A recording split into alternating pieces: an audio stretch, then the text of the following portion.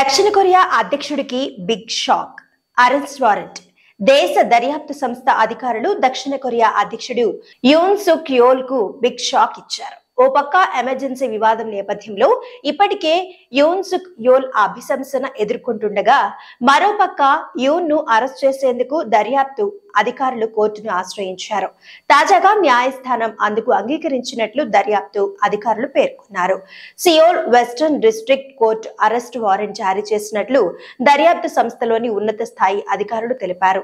త్వరలోనే ఆయనను అరెస్ట్ చేసే అవకాశం ఉన్నట్లు సమాచారం. అయితే దీనిపై స్పందించేందుకు న్యాయస్థానం నిరాకరించింది. యూన్ సుక్ యోల్ మార్షల్ లా ప్రకటించడం పైన దర్యాప్తు జరుగుతోంది. న్యాయవాదులతో పాటు పోలీస్, రక్షణ మంత్రిత్వ శాఖ, అవినీతి నిరోధక శాఖల అధికారులతో కూడిన జాయింట్ టీం అధ్యక్షుడిని విచారిస్తోంది. ఈ క్రమంలో 3 సార్లు విచారణకు నోటీసులు ఇచ్చినా ఆయన విచారణకు గైర్హాజరు కావడంతో అరెస్ట్ వారెంట్ కోరుతూ దర్యాప్తు అధికారులు న్యాయస్థానాన్ని ఆశ్రయించారు.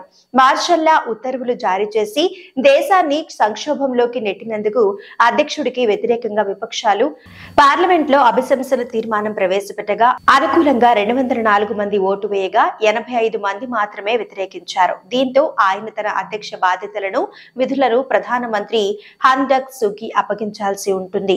తీర్మానాన్ని పార్లమెంట్ రాజ్యాంగ న్యాయస్థానానికి పంపుతుంది. అయితే యూన్ ను తప్పించాలా, కొనసాగించాలా అన్న అంశాన్ని రాజ్యాంగ న్యాయస్థానం 180 రోజుల్లో తేల్చనుంది. కాగా యూన్ సైతం అధ్యక్ష పదవి నుంచి తప్పుకోవాలన్న ఆలోచనలో ఉన్నట్లు ఆయన సీనియర్ సలహాదారులు, కార్యదర్శులు పేర్కొంటున్నారు.